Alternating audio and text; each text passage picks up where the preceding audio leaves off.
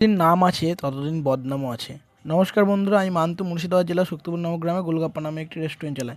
সকালবেলায় ঘুম থেকে উঠে ঠাকুরকে প্রণাম করে অ্যাজ ইউজুয়াল দোকানের উদ্দেশ্যে রওনা দিলাম। দোকানে এসে সবার প্রথমে ঘুগনিটা নামিয়ে দুপুরের সবজিগুলো দাদার এদিকে কাটতে শুরু করে দিয়েছিল। সবজিগুলো কাটার সময় অক্ষয়দা ঘি নিয়ে হাজির। ঘিটাকে ওজন করে রেখে আমি চলে গেলাম মাংস অর্ডার দিতে। মাংস অর্ডার দিয়ে মাংসটাকে নিয়ে এসে বিরিয়ানির জন্য তাকে রেডি করতে শুরু করে দিলাম। আর এটা হচ্ছে বিরিয়ানি দমের আসল জিনিস, এটা ছাড়া বিরিয়ানি হবেই না। বিরিয়ানি দমে দিয়ে আমি চলে আসলাম একটা খাবার ডেলিভারি করতে।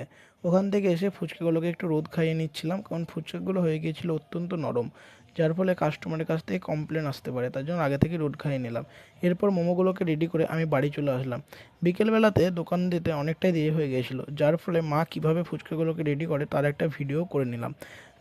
আরে দেখো কি সুন্দরভাবে ফুচকাগুলো রেডি হয়ে যাচ্ছে। সবার ভেতরে আমি স্যালাডগুলোকে কেটে নিলাম এবং দোকানটাকে ভালো করে গুছিয়ে নিলাম, কারণ রবিবার দোকানে ভিড়টা তুলনামূলকভাবে বেশিই থাকে। ঠিক তাই হলো, আজকেও ভিড় ছিল দেখার মতন।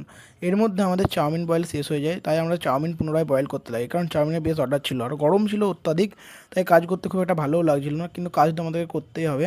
তাই সমস্ত কাজ কমপ্লিট করে বাসনগুলোকে ধুয়ে ঘর পরিষ্কার করে রাধারানীর নাম নিয়ে দোকান বন্ধ করে আমরা বাড়ির জন্য রওনা দিলাম। সবাই ভালো থাকবেন, সুস্থ থাকবেন, আমাদের ভিডিওগুলো দেখতে থাকবেন।